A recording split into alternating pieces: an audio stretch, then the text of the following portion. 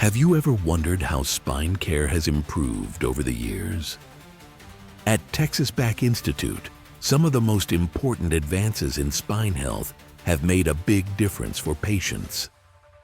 First, artificial disc replacement has changed the game for spine treatment.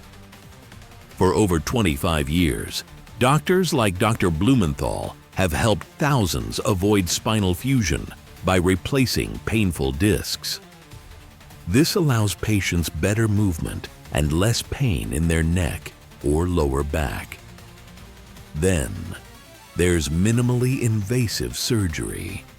Surgeons use tiny cameras through small incisions instead of big cuts.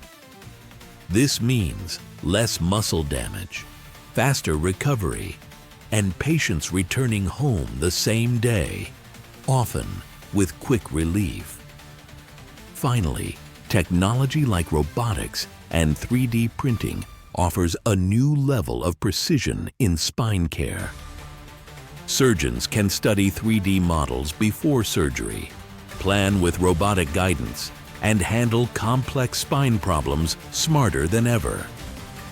These advancements show that living with back pain isn't the only option anymore.